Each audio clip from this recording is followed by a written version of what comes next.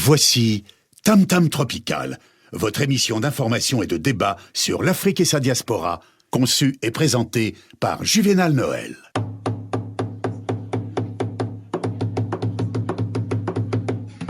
Plusieurs siècles avant la création du télégraphe, au cœur de la forêt équatoriale d'Afrique, les populations communiquaient déjà à distance, grâce au tam-tam.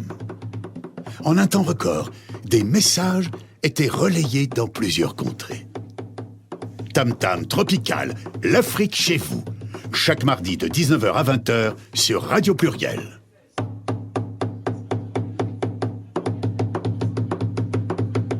Tam Tam Tropical, votre magazine sur l'Afrique, conçu et présenté par Juvénal Noël.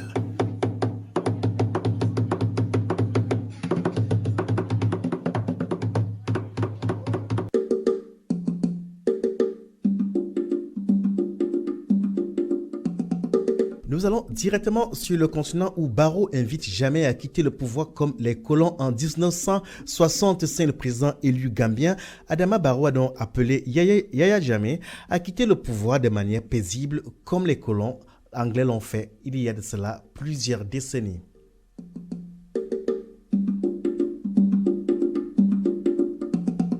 Parlons également du procès des 49 personnes qui sont jugées à Lubumbashi, dont ils sont poursuivis pour destruction, rébellion, vol qualifié, mouvement insurrectionnel et association de malfaiteurs. Ils encourent des peines pouvant aller à la perpétuité.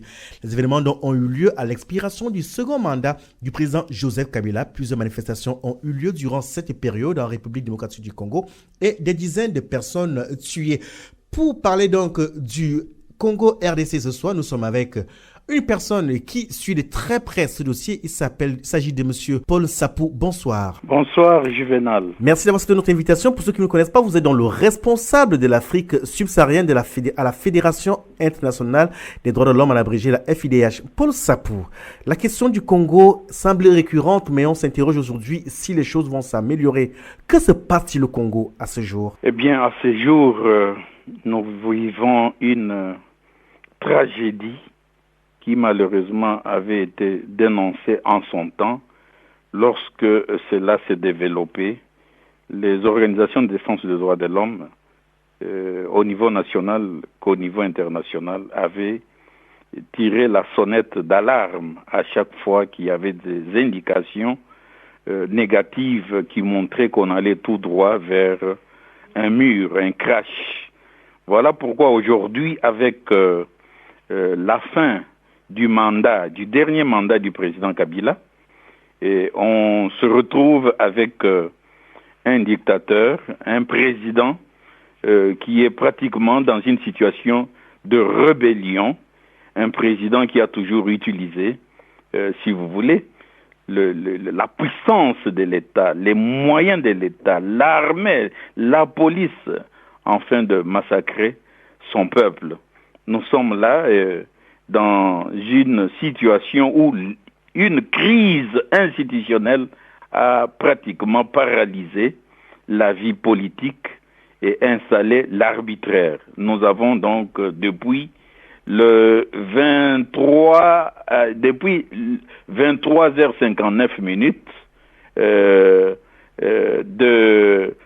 si vous voulez, du 19 décembre dernier, nous avons donc l'expiration du mandat du président Kabila et nous avons entamé, si vous voulez, une période très très dangereuse où pratiquement nous avons un président qui n'a pas de mandat et un président qui a quadrillé, qui a pratiquement mis en boîte toutes les institutions et même anticipé des stratégies qui puissent lui permettre de consolider les glissements intentionnellement préparés pour qu'il se maintienne au pouvoir, bien sûr en recourant surtout à des leçons apprises dans les autres régions. Merci Paul Sapou. Paul Sapou, on vous laissera pas développer tout cela. On vous retrouve dans quelques instants. Le temps de vous remercier d'être des nôtres ce soir. À vous aussi, amis auditeurs qui nous suivez depuis vos maisons et ceux qui sont sur la route. Tam Tam Tropical, c'est tous les mardis soirs de 19h à 20h sur Radio Pluriel.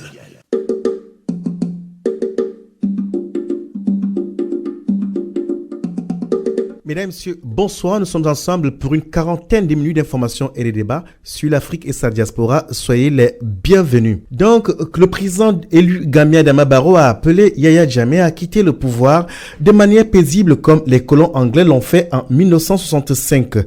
Adama Barrow, un homme d'affaires élu ce mois de décembre, a déclaré qu'il ne veut pas diriger, je cite, un pays qui n'est pas en paix avec lui-même. Yahya Jammeh avait accepté donc sa défaite le 2 décembre dernier au lendemain du scrutin, mais une semaine plus tard, il a remis en cause la victoire de M. Barrow en invoquant les irrégularités dans le décompte des résultats. Il a déposé un recours auprès de la Cour suprême pour l'annulation des résultats. La commission électorale a rejeté donc des allégations de M. Jammeh et Adama Barrow a prévu de se déclarer président le 19 janvier prochain pour l'expiration du mandat du président sortant. Depuis l'indépendance, la Gambie n'a pas eu d'alternance paisible. Dans un message posté sur les réseaux sociaux, M. Barrow a invité donc tous les Gambiens qui aiment la paix de travailler et de prier pour un transfert paisible du pouvoir exécutif pour la première fois dans notre pays, dans notre histoire depuis l'indépendance. Et pendant ce temps, des Gambiens continuent de fuir le pays pour aller au Sénégal. D'après certains de nos confrères de la BBC, il justifie donc leur départ de la Gambie par la peur d'éventuelles violences et la situation politique incertaine à la suite des menaces de la CEDEAO d'intervenir militairement pour obliger le président Yahya Jammeh à passer la main le 19 janvier prochain. Des Guinéens résidant en Gambie ont également déclaré qu'ils ont quitté Banjul pour Conakry en attendant que la situation politique revienne à la normale. Pour sa part, le président donc élu Adama Barrow donc annonce la mise en place d'un groupe d'experts composé de 7 membres.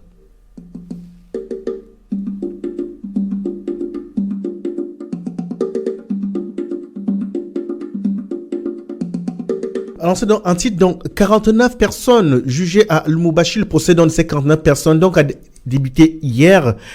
Ce sont des manifestants qui ont été interpellés lors des événements du 19 et 20 décembre dernier. Ils sont ouverts donc hier au tribunal de grande instance. Ils sont poursuivis pour destruction, rébellion, vol qualifié, mouvement insurrectionnel et association de malfaiteurs. Ils encourent des peines pouvant aller à la perpétuité.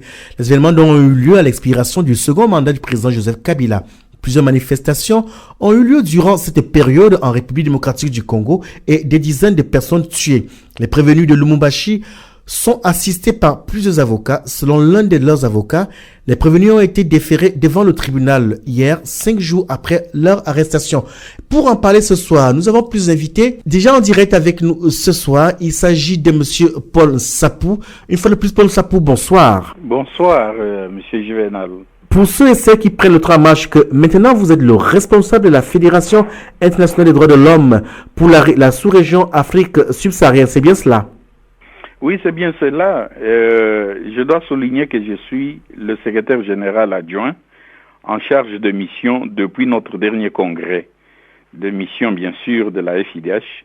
Et avec mon collègue, qui est une dame, Alice Mogwe, nous nous occupons de l'Afrique subsaharienne. Et donc, pour comprendre, que se passe-t-il? Le mandat de M. Kabila a expiré le 19 de ce mois, 19 décembre dernier. Et depuis lors, on ne sait pas exactement dans quelle situation juridique se trouve en fait ce pays. Oui, bien sûr, sur le plan juridique, au regard de la constitution de ce pays, nous avons entamé une crise institutionnelle aux dimensions, si vous voulez, aux conséquences qui seront très négatives pour la paix, la tranquillité, la stabilité de ce pays.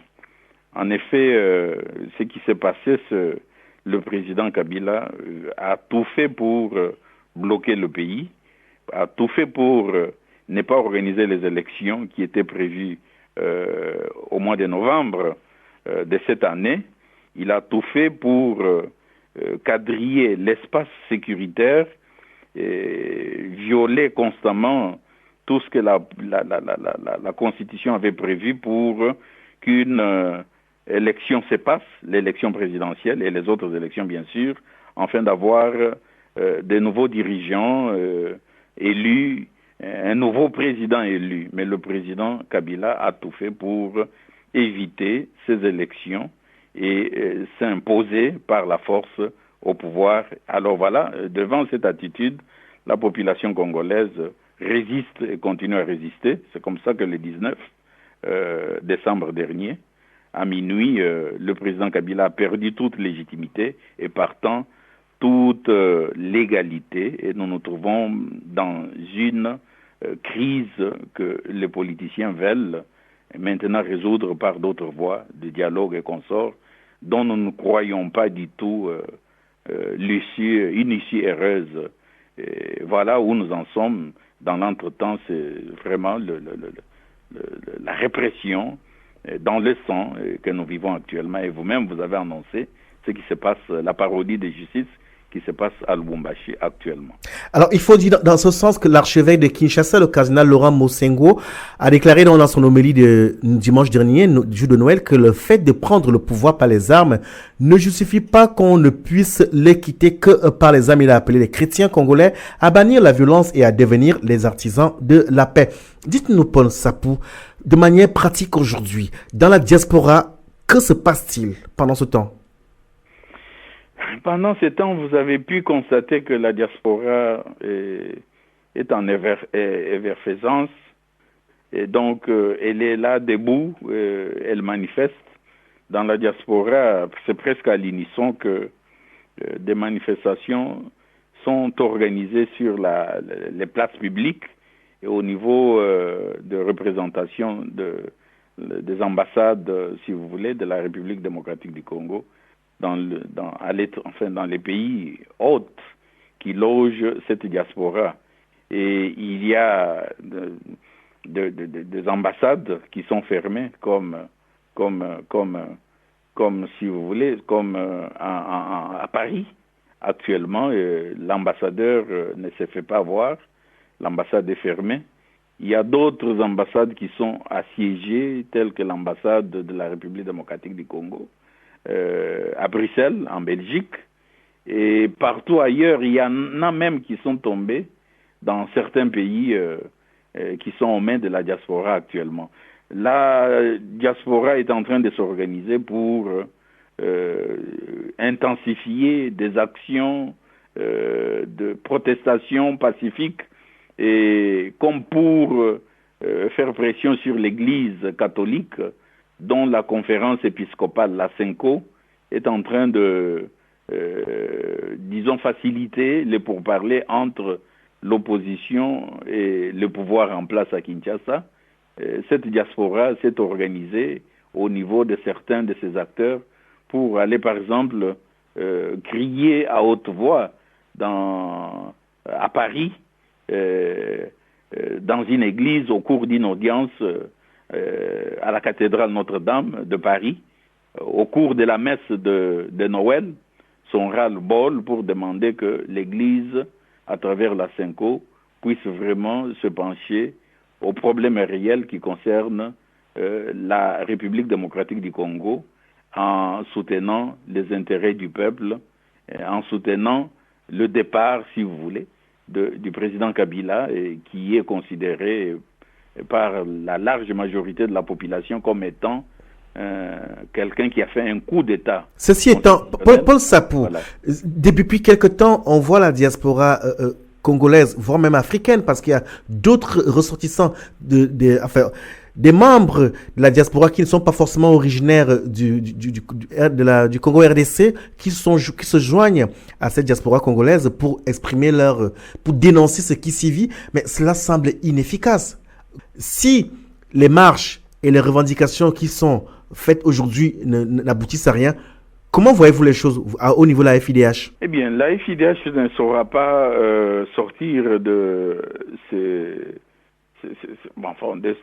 son schéma habituel pour lutter contre l'impunité, les violations des droits de l'homme, lutter contre le fait qu'il y a des coups d'État constitutionnels ou autres militaires qui sont commis. Nous allons au niveau de la FIDH, nous l'avions dit, à quelques jours de la fin de ce mandat, nous avons demandé spécialement au gouvernement, nous l'avons responsabilisé pour éviter encore une fois les violations des droits de l'homme. Malheureusement, le gouvernement Kinshasa n'a pas suivi tous ces conseils. D'autres institutions, l'Union européenne, les États-Unis d'Amérique au bilatéral, au multilatéral avec l'ONU. De messages clairs ont été envoyés en direction de Kinshasa qui a bouché les oreilles et là ils ont reprimé la nuit du 19 au 20 et même présentement et pas moins d'une centaine de morts exécutés de façon sommaire et donc nous sommes en train d'enquêter là-dessus. Alors la FIDH, qu'est-ce qu'elle va faire? Elle est en train de consolider les données pour appuyer les victimes qui l'ont saisi pratiquement pour se plaindre au niveau de personnes qui ont été exécutées, au niveau des disparus, au niveau de ceux qui sont arrêtés.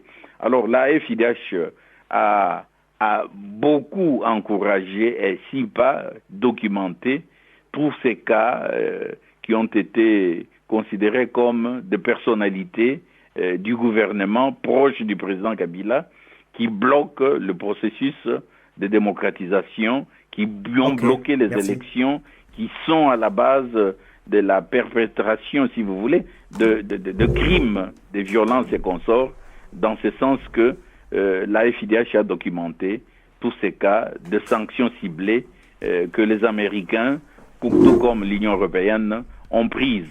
Maintenant, la FIDH va continuer sur la même lancée pour réclamer davantage des sanctions ciblées et des sanctions qui devront frapper également le réseau informel que ces gouvernements illégal qui s'est mis en place, qui s'impose avec le président Kabila, que ce réseau-là soit vraiment neutralisé, ces réseaux informels qu'ils utilisent ici en Europe, en Amérique, un peu partout.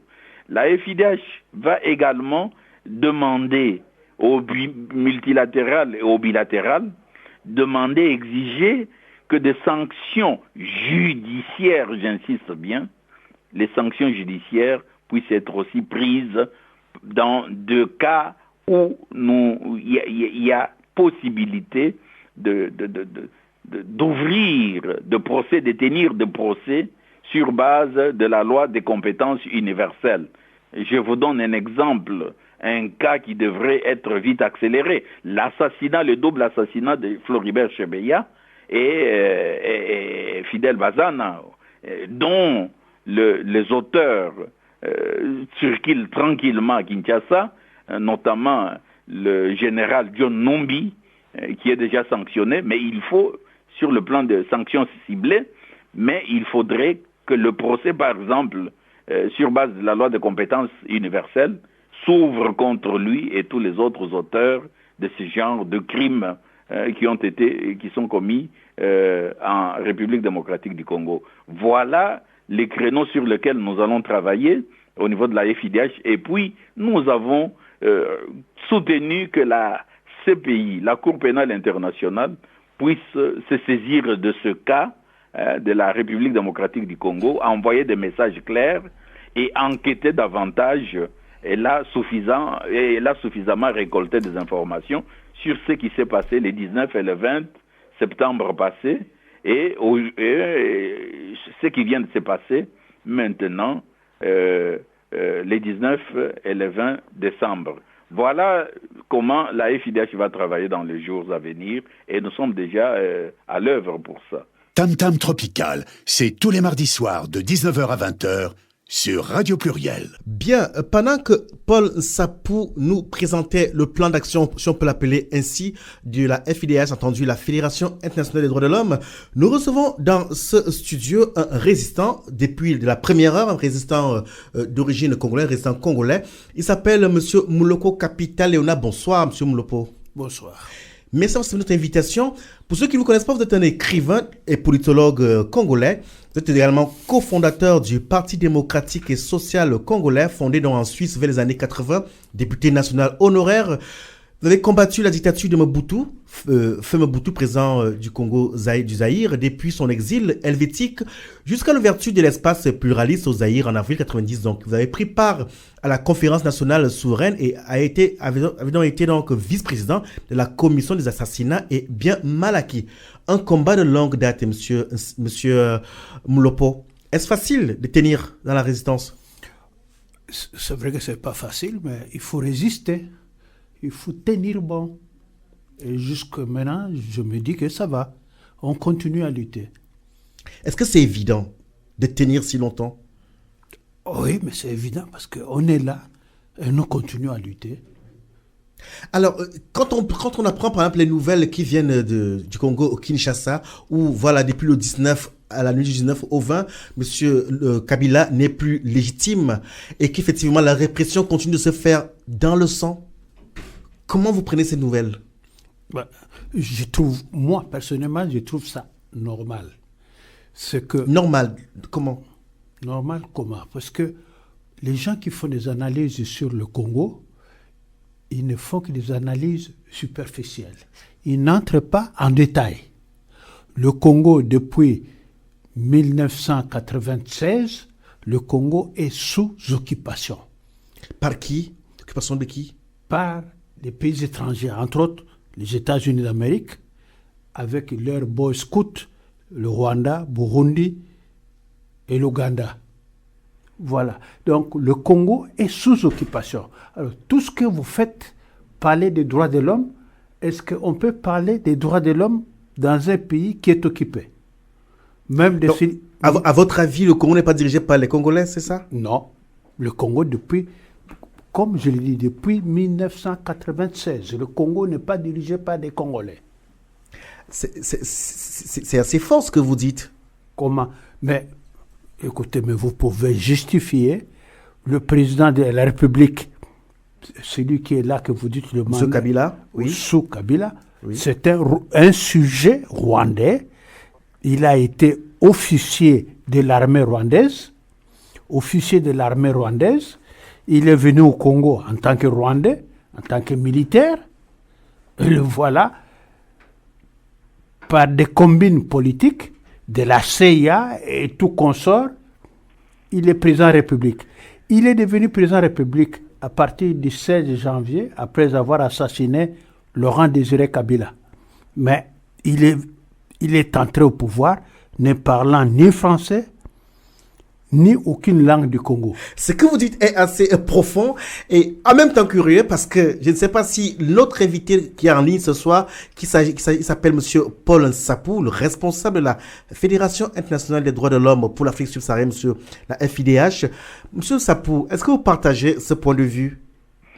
Oui, partiellement, oui, puisque depuis pratiquement autant d'années, plus d'une cinquantaine d'années, l'Afrique ne dispose pas vraiment de stratèges, de personnes qui peuvent transformer une dispensation historique et politique. Idoine, comme cette indépendance de la RDC octroyée en 1960, nous avons manqué de stratèges qui pouvaient, par exemple, y aller avec méthode, sensibiliser la population pour que l'on prenne vraiment une allure, un élan qui puisse surprendre tous ces États, puisque, souvenez-vous qu'il y a un adage qui dit les États n'ont pas de cœur, seuls les intérêts comptent. Mais actuellement, nous avons des Africains, des Congolais qui ont une compétence dans plusieurs domaines, mais encore une fois, cette élite se laisse emporter là où elle devrait consolider, par exemple, la culture démocratique, la culture de l'excellence. Et on a vu, par exemple, vers les années 60, des africanistes qui ont pratiquement encensé le parti-État, le monopartisme. Je peux lui citer à mon compatriote Moulopoué des exemples où il s'appelle, je rectifie, nous sommes arrivés à consolider ces États monopartistes. Donc, les Africains ont leur part de responsabilité. Et on peut surprendre même ces États qui veulent absolument tenir vraiment par la queue, tenir de pays comme la République démocratique du Congo. Mais il y a un problème d'hommes, il y a un problème des stratèges. Et commençons d'abord par voir quelle est notre responsabilité dans la gestion de nos pays. Et nous verrons que là où nous pouvons faire mieux, nous avons fait pire que les colons. Voilà. Je voudrais insister sur un point. Monsieur Moulopo, Léonard Moulopo, je précise, c'est Moulopo, dit que le Congo RDC est sous occupation. C'est ce que tu avais dit. Je le résume en même mots. Vous êtes à la résistance aujourd'hui. Quels sont les moyens de vous disposer pour faire changer les choses sur le continent? Parce que vous êtes dans la diaspora. Des rencontres, la réflexion, c'est bien efficace. Jusqu'à quel point? Bon, écoutez, moi, je suis venu en exil depuis 2007. J'ai quitté le Congo en plein combat. C'est-à-dire, j'étais parlementaire. Je savais, depuis 2001, je savais que ce régime, c'est un régime des Rwandais. Ce n'est pas un régime congolais. J'essaie de lutter sur le terrain.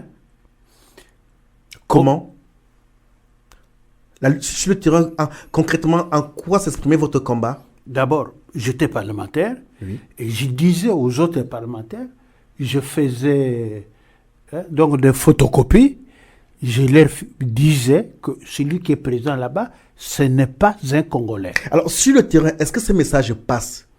Bon, moi j'étais au Parlement, c'est aux parlementaires que j'ai distribué les documents. Est-ce que vos autres pairs parlementaires entendaient ce message-là, de savoir que celui qui est à la tête du Congo n'est pas congolais? Il y a d'autres qui me prenaient pour un fou. Je l'imagine. Il y a d'autres qui me disaient que c'est vrai, mais il faut arrêter. J'ai dit non. J'ai continué à lutter jusqu'à ce que celui qu'on appelle président m'avait fait arrêter. Heureusement, au moment où il m'avait arrêté, il y avait le système de 1+4. C'est-à-dire? Ça veut dire qu'il y avait 4 vice-présidents de la République. Alors, au moment où j'étais au cachot, et là, c'était un mouroir. Quand on vous arrête là, c'est pour attendre la mort. Combien de temps vous êtes resté sous les géoles?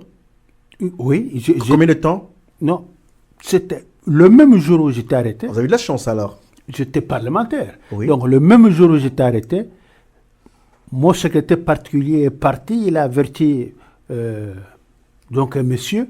Le monsieur est parti voir un vice-président. Le vice-président a dépêché son directeur de cabinet jusqu'au commissariat, là, et il m'a fait sortir de là.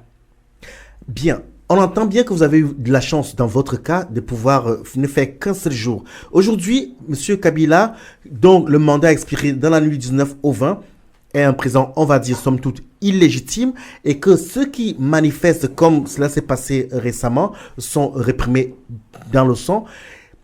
Pensez-vous que demain, il y a l'espoir que cela puisse changer? Parce que ça fait quand même des décennies que ça se passe comme ça au Congo. Je dis, pour le moment, il n'y a pas espoir. C'est pessimiste quand même. Hein, comme j'ai dit que le régime est sous occupation, les gens continuent à dire président de la République, le mandat est fini. Mais lui, c'est un individu. Son mandat, fini ou pas fini, mais il a un système placé au Congo. Est-ce que les gens pensent à ça? Il y a 40 000 militaires non congolais, donc étrangers, des mercenaires au Congo. Mais si vous faites partir Hippolyte Kanambe, ça c'est son nom propre, Hippolyte Kanambe, alias Joseph Kabila, vous le faites partir aujourd'hui. Mais qu'est-ce que vous ferez des 40 000 militaires mercenaires qui sont au Congo? Surtout des Rwandais. Bonne question. Paul Sapou, lorsqu'on écoute M. Léonard Kapita Moulopo, on prend davantage peur. On a le sentiment que le pays ne sortira pas demain de l'ornière. Paul Sapou. Oui, on a cette impression-là, mais encore une fois, nous sur terrain, à l'étranger, nous amplifions des actions des diplomaties citoyennes. C'est-à-dire? Et nous essayons aussi de pousser à des manifestations pacifiques sur terrain, sur place, puisque si vous prenez ne fût-ce que la ville de Kinshasa et que vous arrivez à mettre dans les rues ne fût-ce que 1 million de Quinois pendant 3-4 jours, je pense que ça en sera terminé. Et bien sûr, il y aura des casses, mais je ne pense pas qu'ils vont tuer les 10 millions de Quinois dont vous pouvez mettre 1 ou 2 millions dans les rues en manifestant pacifiquement. Donc il y a un travail à faire tant au niveau de la société civile qu'aux stratèges, ceux qui peuvent se dire stratèges de cette communauté congolaise, de cette nation congolaise. Et nous essayons aussi, encore une fois de plus, de travailler dans les domaines de la justice, au niveau de la justice pénale internationale, pour essayer un peu si vous voulez, de déstabiliser tous ces acteurs et vecteurs de toutes ces violences qui sont bien sûr utilisés puisqu'ils sont aux commandes du pays et utilisés pour certains intérêts étrangers. Donc, je ne perds pas l'espoir, moi, par exemple, lorsque je constate qu'il y a des jeunes qui se laissent arrêter et malmenés, torturés, et qu'une fois libérés, s'ils ne sont pas tués, reprennent le flambeau et continuent à revendiquer. Voilà cette génération qu'il faut absolument soutenir. Vous avez suivi qu'à Dakar, dernièrement, les mouvements Y en a marre, les ballets citoyens... Paul Sapou, excusez-moi de vous couper. Paul Sapou, s'il vous plaît. Monsieur Sapou, oui, voilà. Oui. J'entends ce que vous dites. Quand j'écoute monsieur Moulopo, le sentiment, l'impression qu'il donne, c'est que ce que nous avons vécu il y a 5, 10, 15 ans va se poursuivre. C'est-à-dire, en fait, comme des dirigeants qui s'éternisent au pouvoir et puis ils le font avec une main de fer, c'est-à-dire dans le sang. Et la question de savoir est de savoir est-ce que toutes ces actions qui sont menées peuvent être efficaces pour qu'on puisse arriver à ce qu'on a eu par exemple au Burkina Faso avec le départ de M. Compaoré. Voilà ma question. Oui, c'est possible, hein, c'est possible. Si les Burkinabés ont réussi, et pourquoi pas les autres peuples africains ne peuvent pas réussir. Sauf que, à quelques différences près et intérêts interposés, les situations sont différentes. Mais nous pouvons sortir du bourbier puisque nous constatons que lorsqu'il n'y a plus de manifestations et de mobilisations, l'État congolais, le gouvernement congolais prend peur et recourt à l'armée, à la police, recourt aux méthodes, disons, répréhensibles pour maintenir ou rétablir l'ordre. Voilà pourquoi nous disons que voilà, l'espoir est permis, nous devons nous battre, nous devons continuer à résister, mais de devenir aussi des fins stratèges qui peuvent, par exemple, renverser cette situation. Et petit à petit, on peut déboulonner ce système qui est infiltré de sorte que si on vous décrit les tableaux, vous risquez d'être pessimiste et de ne rien faire. Tam Tam Tropical, c'est tous les mardis soirs de 19h à 20h sur Radio Pluriel.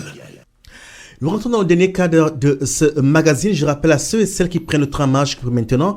Ce soir, nous réfléchissons sur la situation au Congo RDC où depuis la nuit du 19 au 20 décembre, le président Kabila en place est arrivé à fin de mandat. Et depuis lors, les manifestations se poursuivent. Cela se passe dans la répression, une répression dans le sang. Pour nous éclairer ce soir sur la situation, nous recevons depuis au téléphone donc Monsieur Paul Sapou, responsable de la FIDH, entendu la Fédération internationale des droits de l'homme pour l'Afrique subsaharienne, et dans ce studio Monsieur Moulopo Capital Léonard, donc qui est lui écrivain et politologue, combattant depuis les années 80. Il a combattu dans la dictature de Monsieur Mobutu. Aujourd'hui, il poursuit dans son combat. Et pour comprendre donc, dans ce dernier quart d'heure, d'où peut venir la solution, une solution efficace, la question il la pose d'abord donc à notre invité de studio, M. Moulopo. La solution viendra. La solution viendra, certes, du peuple, d'une partie du peuple. Comment? Mais avec une organisation politique. Mais il y a des partis politiques sur place aujourd'hui. Sur place, il y a des soi-disant partis politiques, mais ce ne sont pas des partis politiques. C'est-à-dire? Évidemment, moi, je les appelle, et j'écris aussi, mais donc dans mes livres, je n'appelle pas les partis politiques congolais comme des partis politiques. Pour quelle raison? Moi, je les appelle en notre langue.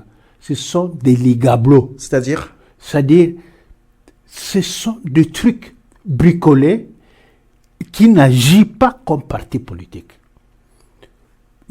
Je peux te démontrer par A plus B. Allez-y, expliquez-nous. Qu'au Congo, prenons aujourd'hui, il y a à peu près, je dis bien, 500, mais il y a d'autres qui parlent de 700 partis politiques. C'est énorme quand même. Alors, quand vous regardez la carte du monde, vous verrez que c'est l'unique pays au monde qui peut avoir 500 partis politiques. C'est énorme. Et puis, en plus, de ces partis politiques, vous verrez, il n'y a aucun de ces partis politiques n'a une idéologie, ou qui débat, ou qui discute d'une idéologie. Donc, ce ne sont pas des partis politiques. Vous essayez de me dire qu'en fait, que c'est des partis politiques alimentaires, c'est ça? C'est plus qu'alimentaire. Bon, nous disons que ce sont des partis politiques qui sont dans le mangeoire. Donc, là, c'est pour aller chercher à manger, pour aller chercher à boire ou du travail, mais un parti politique avec un programme pour arriver quelque part, il n'y en a pas. Mais cependant, on observe également que dans la diaspora, il est difficile pour cette diaspora congolaise de s'entendre, même ceux qui sont dans les partis politiques. On voit combien ils parlent avec, on va dire quoi, chacun il va à rang dispersé. Bon, certes, c'est presque la même chose aussi, mais le problème, aujourd'hui, à l'intérieur du Congo, comme à l'extérieur, il y a des mouvements qui luttent sérieusement pour renverser la situation. Comment qui sont-ils? Qui sont organisés, qui luttent sérieusement pour renverser la situation. Faites allusion à quelle structure? La Pareco, par exemple? Moi, je ne cite pas des partis politiques. Okay. Mais je dis, il y a des organisations qui sont sur le terrain, comme à l'extérieur, qui luttent pour renverser la situation. Ces organisations ne sont pas des partis politiques, c'est ça?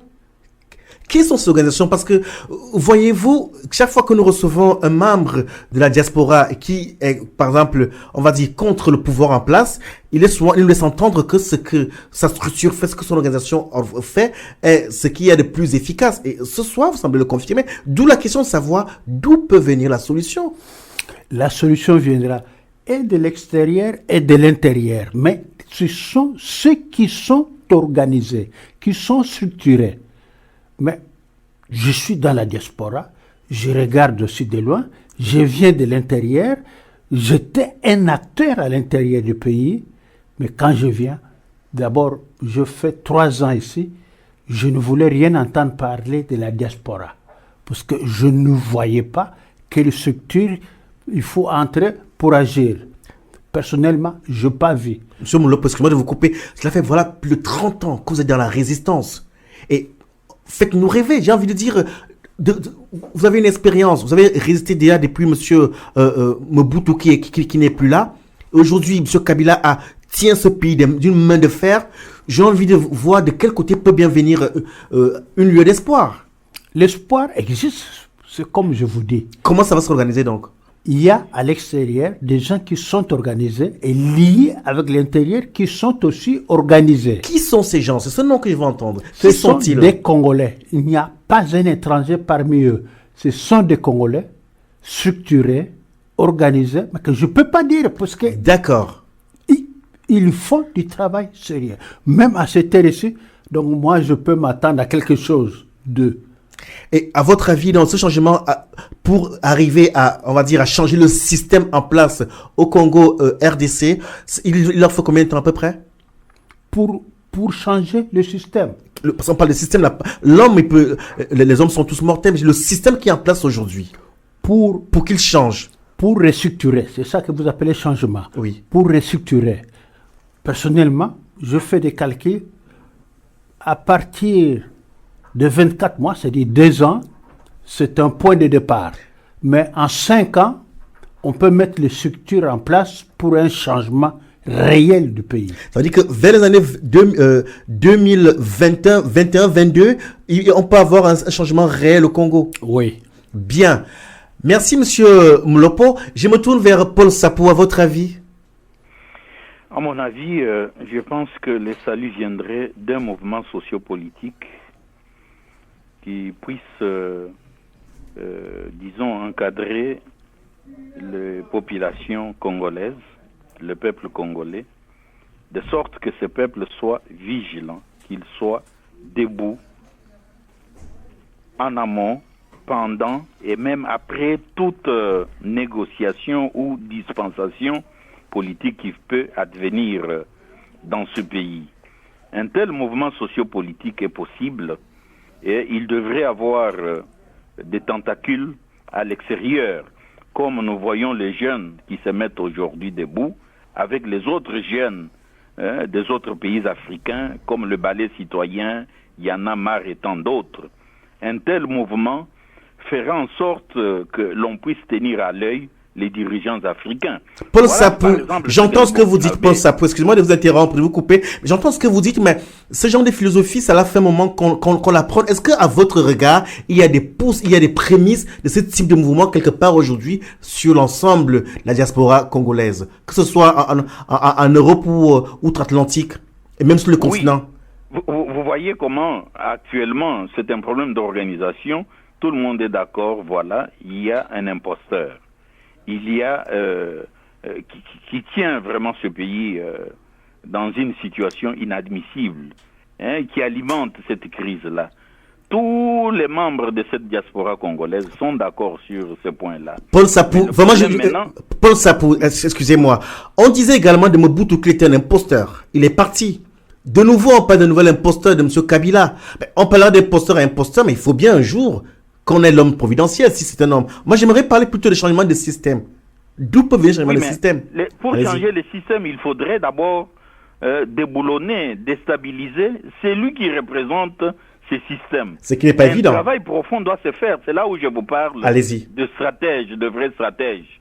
Alors, si nous considérons que le mouvement des jeunes et des femmes se mettent debout, il faut bien encadrer ces mouvements-là, puisqu'il y a beaucoup de forces négatives dans la région et au pays qui peuvent encore récupérer ce genre de mouvements pour nous replonger dans la triste réalité que nous déplorons, que nous dénonçons actuellement. Il faudrait que ça commence quelque part. Et aujourd'hui, le monde entier sait très bien que voilà, il y a un problème en RDC, puisque vous avez une diaspora qui est toujours dans les rues.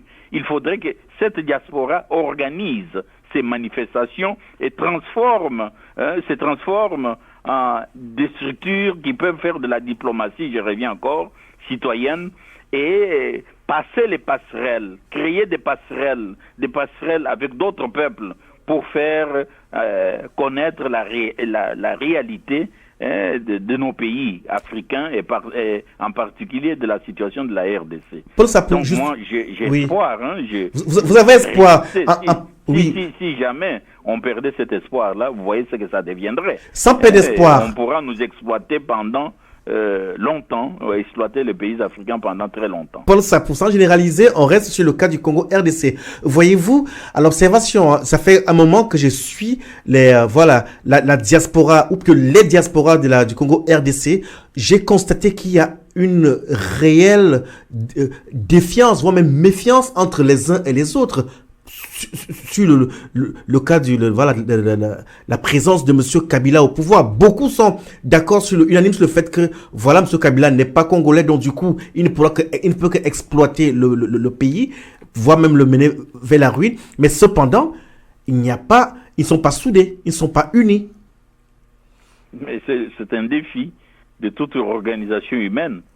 Et à force de travailler, se retrouver sur le terrain, je crois que ça pourrait aboutir à des ensembles efficaces et organisés qui se respectent au regard des objectifs et sous-objectifs de chacune des composantes de cette diaspora.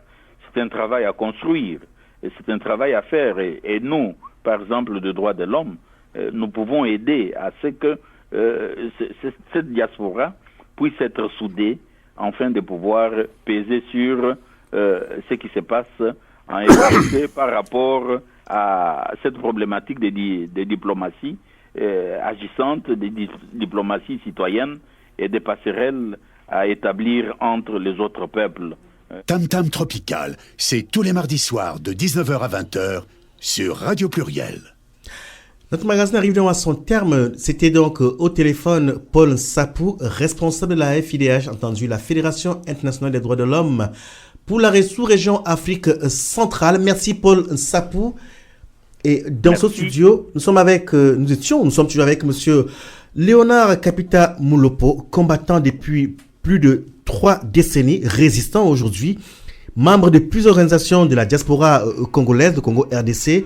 Alors, en une phrase, monsieur Moulopo, en une phrase, que peut-on retenir de votre combat et pour tout ce qui est comme défi à relever?